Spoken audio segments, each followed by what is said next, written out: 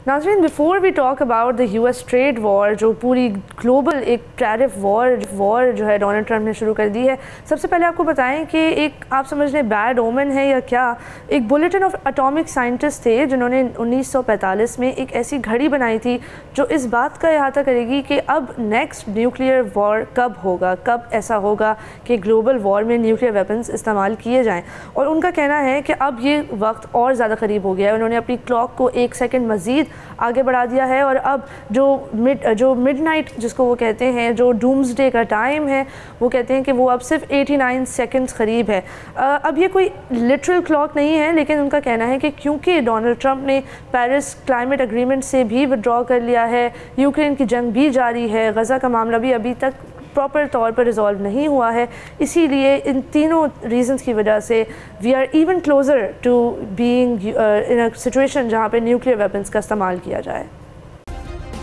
Subscribe करें और bell दबाएं ताकि कोई खबर रह न जाए।